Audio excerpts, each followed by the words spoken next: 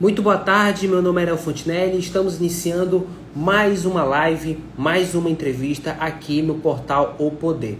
Hoje eu irei conversar com o analista político Carlos Santiago para poder falar sobre um tema que é muito relevante hoje, que é a pandemia e a perspectiva eleitoral para 2022. Então, em instantes, o analista político irá entrar aqui conosco para falar sobre este tema.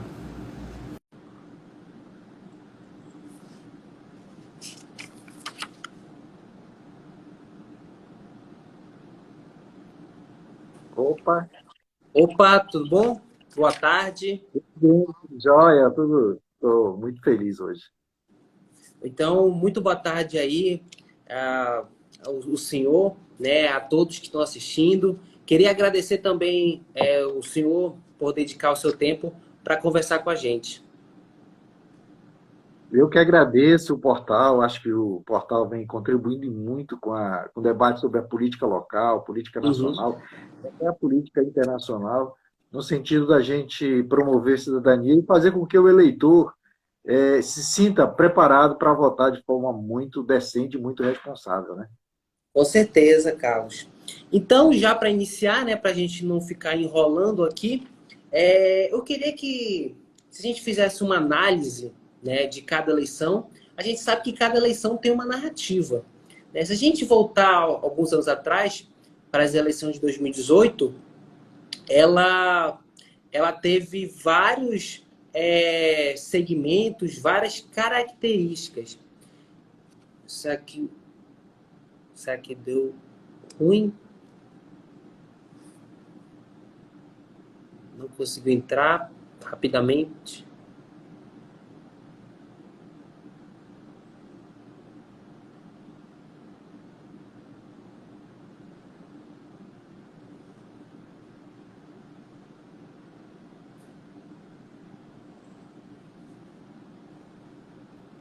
Acho que eu voltei novamente, né? Opa, voltamos?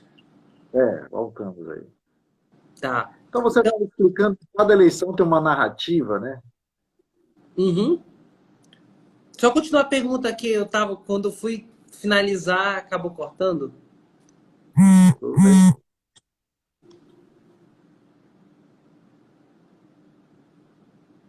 Tá aí, Carlos? Ah, tô aqui sim. Tá Tô bom. aqui. Então voltando, né? Cada eleição tem uma narrativa. A eleição de 2018 foi marcada pela disseminação massiva de fake news nas redes sociais. A questão da polarização contribuiu bastante. As redes sociais promovendo a candidatura de grandes influenciadores que até ganharam as eleições por conta disso. E aí eu queria saber do senhor o que o senhor prevê para 2022? Quais são as principais narrativas, características que vão marcar a eleição do ano que vem?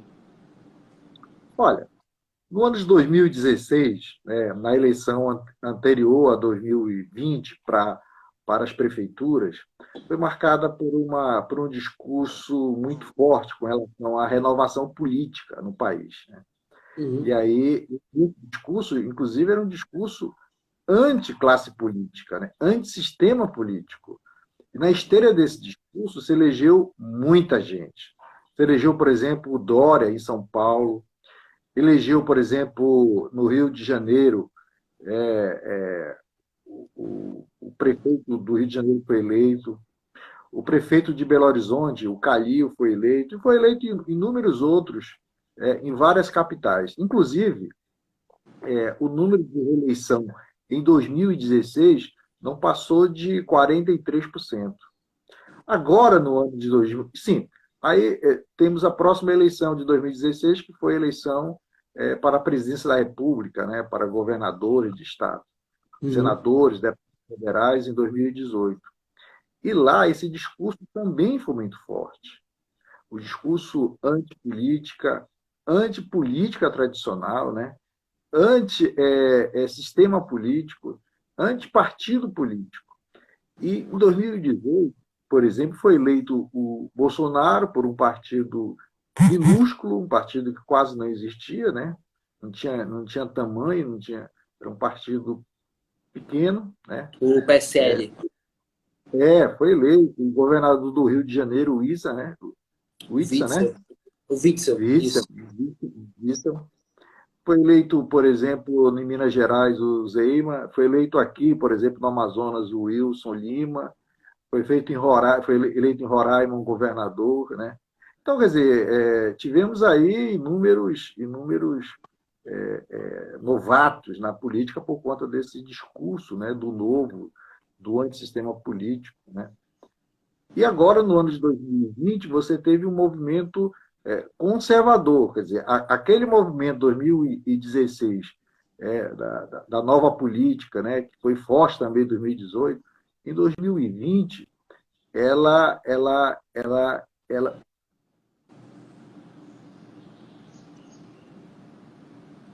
A internet do nosso convidado deu uma queda.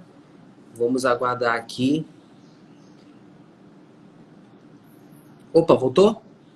73% dos atuais dos candidatos que postularam a reeleição.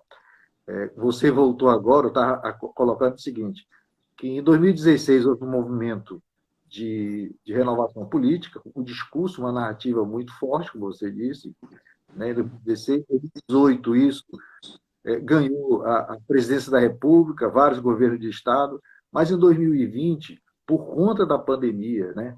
Por conta do momento que passa o país, não só do ponto de vista social, né? Econômico, porque já vinha passando por isso, teve um novo elemento aí, que foi a pandemia, e aí fez com que o eleitor fosse mais conservador. Tanto é verdade que, em 2016, apenas 43% foram reeleitos, né, os que disputaram a reeleição naquele ano.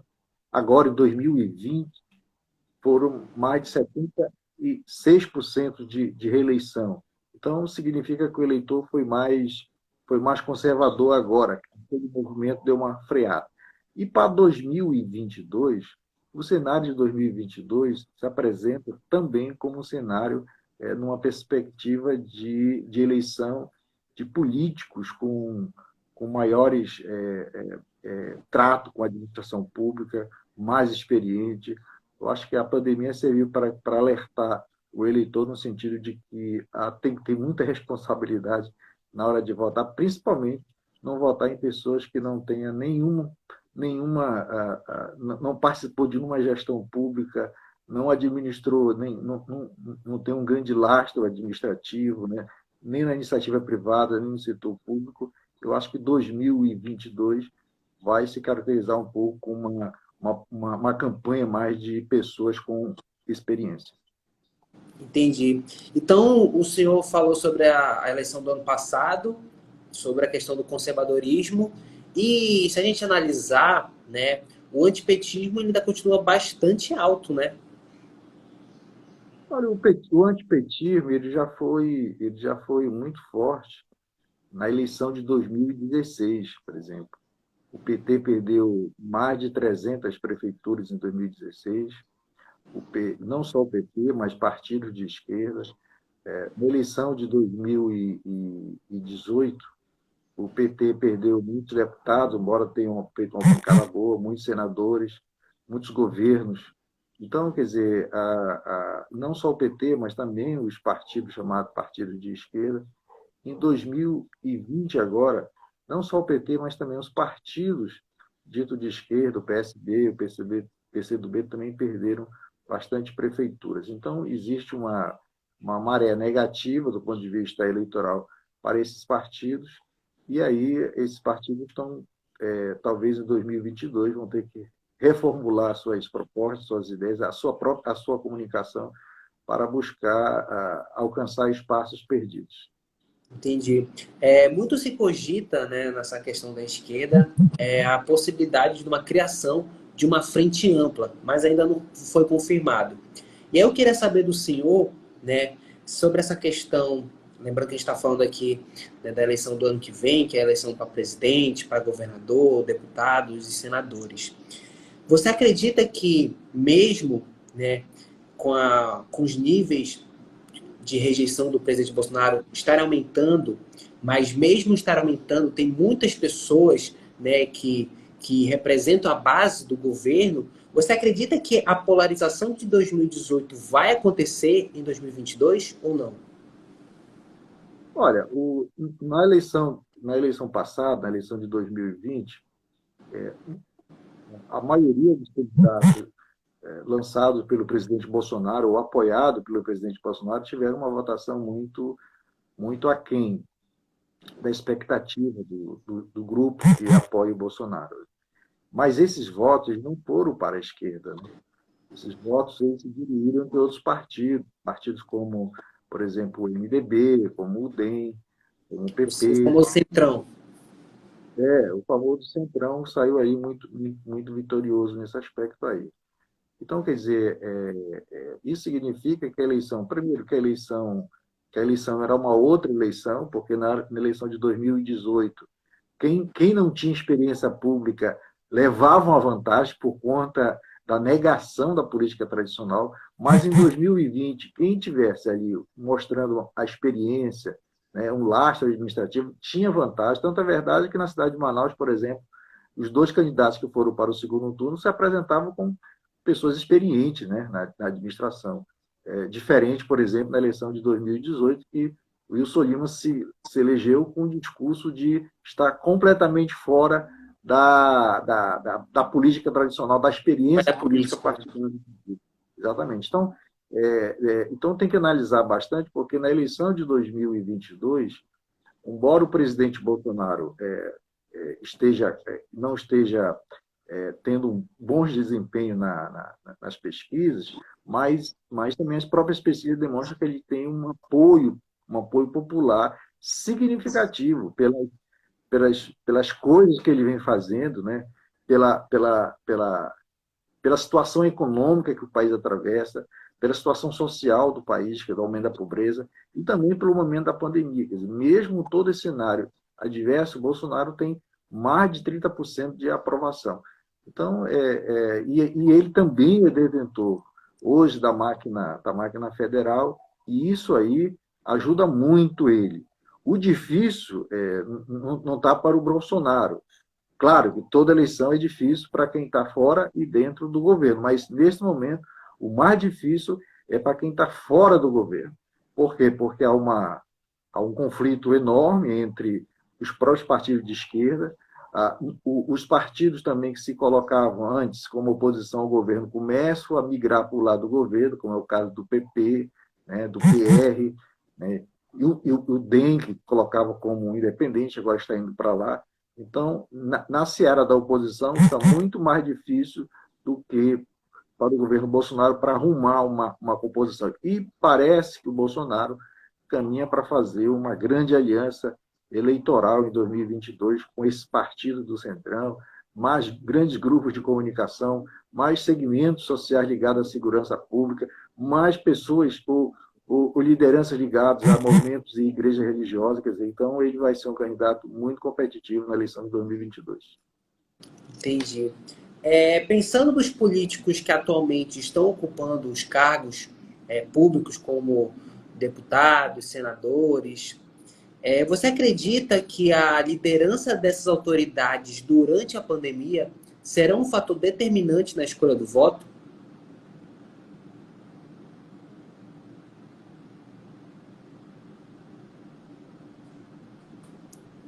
Opa, voltou? Você conseguiu ouvir a minha pergunta? Não cheguei a ouvir sua pergunta, não, porque eu acho que você saiu do ar. Ah, tá. Então vou repetir aqui para o senhor, tá bom? Tudo bem.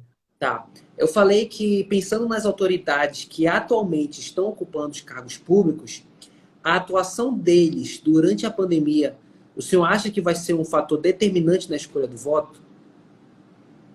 Sim, já foi, inclusive, na eleição de 2020. Os prefeitos que trabalharam bem essa questão da pandemia, né? Inclusive com medidas enérgicas, com medidas com efeitos positivos, né? que souberam comandar, né?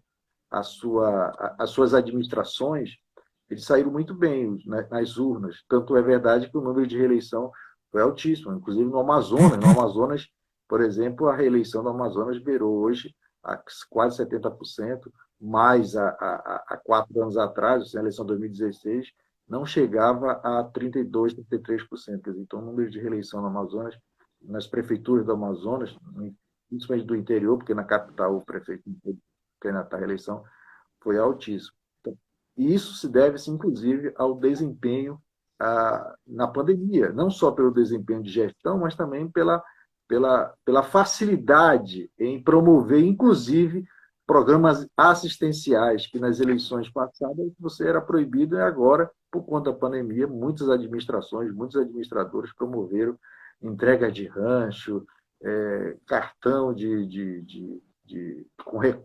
valendo recursos públicos, recursos para a compra de material ou de assistência social, na área de assistência social. Então, por isso teve um papel importantíssimo. E certamente, na eleição de 2020, certamente na eleição de 2022, os administradores atuais que estão nos cargos, né, principalmente o de governador do estado, terá nas urnas um reflexo da sua gestão, da sua forma de administrar durante a crise. Entendi. Focando agora no Amazonas, o Portal Poder publicou hoje uma matéria informando que alguns prefeitos do interior já estão se movimentando nos bastidores para alcançar postos mais altos dentro da política. Né? Nós citamos o caso do prefeito de Coari, Adail Filho, prefeito de Parintins, Ben Garcia, que estão articulando para uma possível candidatura para vagas na Alean e também na Câmara dos Deputados em Brasília. E aí eu quero saber do senhor, né, qual é a sua opinião sobre isso, né? O que o senhor avalia dessa conjuntura? Olha, eu não ouvi muito bem a pergunta, porque você saiu aí um pouco do ar novamente, né?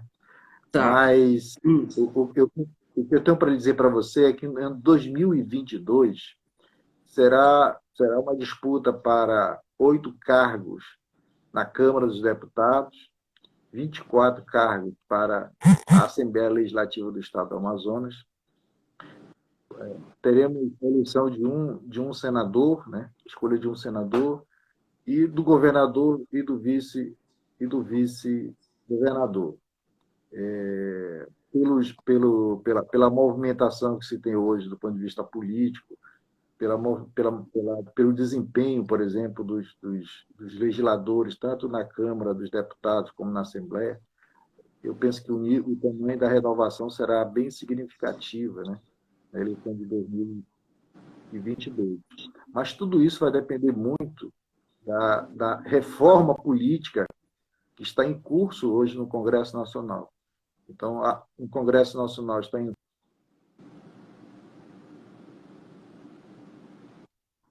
essa minha reforma política ela está acontecendo e deve mudar.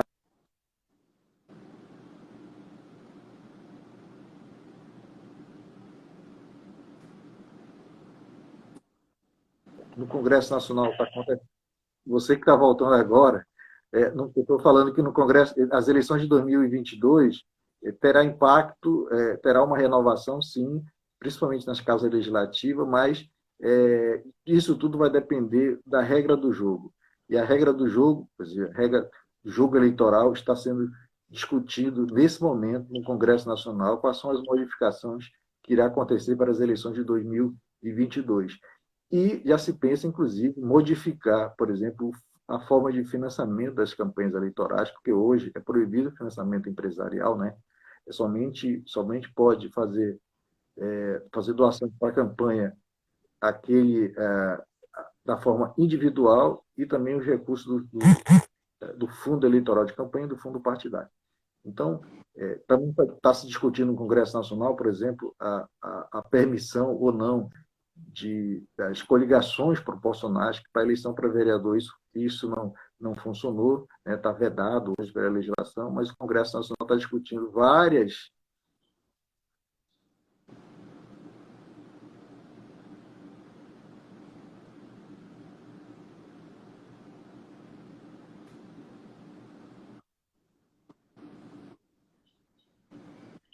certo. Então, deu uma mini queda na internet aí, mas deu para pegar o final. Por fim, para não se estender muito aqui na nossa live, 2022 ela tem um tema, né, um assunto que foi bem explorado no final do ano passado, principalmente nos períodos ali do primeiro e do segundo turno, que é a questão do voto impresso. Muitas personalidades políticas se manifestaram em relação a esse tema, tanto positivamente quanto negativamente. E aí eu fiz uma mini linha do tempo aqui para que eu quero que o senhor opinasse sobre esse tema. Dia 14 de setembro, o STF decidiu que o voto impresso ele é inconstitucional. No dia 15 de novembro, no dia do primeiro turno, após o ataque cibernético que atrapalhou a apuração dos votos, o deputado federal Eduardo Bolsonaro voltou a defender o voto impresso. Dia 19 de novembro, o senador do Amazonas, Plínio Valério, anunciou que iria iniciar uma PEC para o retorno do voto impresso. Dia 29 de novembro, no segundo turno, após votar, o presidente Bolsonaro alegou que na eleição que o elegeu, em 2018, houve fraude e que falou que o voto impresso é necessário. Por fim, no dia 30 de novembro, o presidente do Tribunal Superior Eleitoral, Luiz Roberto Barroso, falou que se o voto impresso retornasse, causaria tumulto. E eu queria perguntar ao senhor, diante de todas essas notícias, a questão do voto impresso, na sua opinião, na sua avaliação, seria uma mudança retrógrada, né, voltando ao passado, ou uma inovação na segurança durante todo o processo eleitoral? Olha, a maior acusação do ex-presidente dos Estados Unidos com relação às eleições presidenciais americanas foi com relação ao voto, né? O voto impresso, né? Que segundo ele é impreciso, é possível que haja fraude, né? E no Brasil quer trazer o voto impresso de volta. Eu acho um pouco assim sem, sem um momento histórico para a gente voltar ao voto impresso. Eu acho que o voto eletrônico puro, ele é muito mais moderno, ele é muito mais barato, ele é muito mais rápido. Eu acho que a democracia brasileira ganhou muito.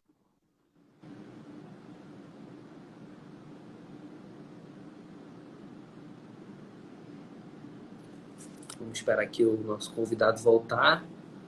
Estamos com problemas de conexão.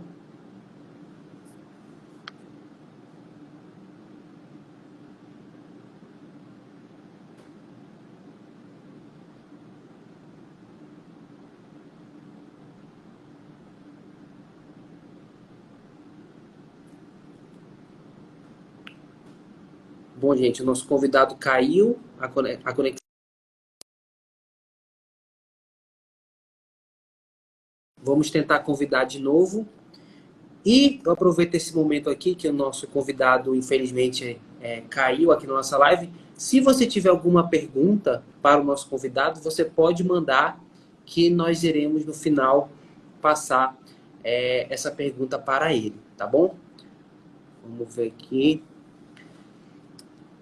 Então, enquanto ele não volta, esse tema, querendo ou não, ele é de extrema importância. Muitas pessoas não têm essa perspectiva eleitoral para as eleições do ano que vem por conta da pandemia. Nós não sabemos como o Brasil vai estar no ano que vem. Então, nós trouxemos aqui o Carlos Santiago, que é um analista político muito conhecido, para falar sobre isso. E você que chegou agora e não acompanhou a entrevista, essa live vai estar salva aqui no Instagram e também nas nossas redes sociais, tá bom? Então,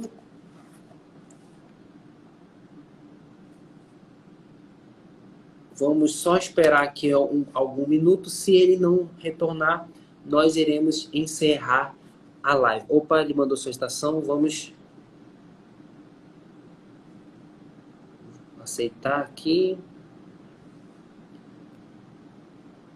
Opa, voltamos. Eu acho que deu uma queda aí, né? Eu não sei se é aqui ou aí, mas está um pouco. Não, o sinal da internet está um pouco fraco hoje. Não, deixa eu te responder. Não sei se você chegou a ver no caso da urna, do voto impresso e voto eletrônico. Pode Eu falar acho que o novamente. Brasil, eu acho que o Brasil está ganhando muito com o voto eletrônico. Nós tivemos aí várias ondas conservadoras, ondas progressistas, dentro do voto eletrônico. Não há nenhum tipo de denúncia consistente, né, provada de que houve uma fraude com relação ao voto eletrônico. E aí eu acho que a Justiça Eleitoral não quer o retorno do voto eletrônico. O Supremo Tribunal Federal não quer a volta do voto impresso, assim como o Tribunal Superior Eleitoral também não quer a volta do voto impresso. O Brasil deu um passo enorme no sentido do voto eletrônico, porque é mais transparente, é mais rápido, é menos custoso do que você abrir urnas no país inteiro, né, com mesários, com pessoas. Quer dizer, é um custo enorme para os partidos políticos, para a justiça eleitoral, para os partidos, para as campanhas eleitorais. Eu acho que o Brasil deu um passo muito, muito, muito adiante com relação ao voto eletrônico. Tem certas coisas muitas coisas não dão certo nesse país, mas eu acho que o voto eletrônico foi uma coisa que veio para ficar, está dando certo. O presidente da República, Jair Bolsonaro, por exemplo, já foi eleito no voto impresso e também já foi eleito no voto eletrônico. Eu acho que o mais importante nesse momento é discutir ideias, propostas para resolver o problema do Brasil. Certo. Estamos agora, né, terminando a nossa conversa. Convidado, se eu quiser desejar fazer as suas considerações finais, fica à vontade. Olha, eu gostei muito do papo, né, da conversa. Eu acho que são diálogos como esses, né? São diálogos como o que nós estamos construindo agora, e outros diálogos são importantes para o amadurecimento da política brasileira, para o amadurecimento da cidadania e, acima de tudo, para o amadurecimento da nossa democracia. Então, se nós temos um diálogo que visa o crescimento,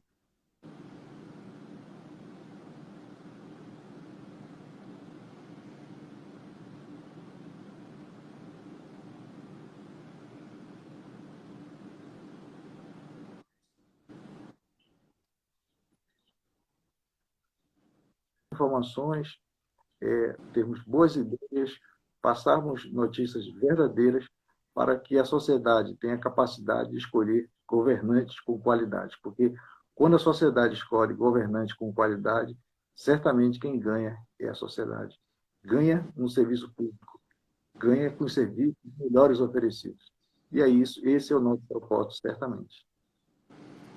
Certo. O poder queria agradecer aqui a participação do senhor, por dedicar o seu tempo para conversar conosco sobre um tema que é tão relevante, né? Muitas pessoas acham que tá muito cedo para falar de eleição, mas não está. A eleição já é ano que vem. Então, mais uma vez, queremos aqui agradecer a sua participação aqui nesta live. Obrigado, estou à disposição. Obrigado, Carlos Santiago. E agora estamos encerrando a nossa live. Queria agradecer a todos que participaram. Nós voltamos terça-feira que vem com mais outro convidado para falar sobre esses temas no campo social, econômico e político. Então, muito obrigado e até a próxima.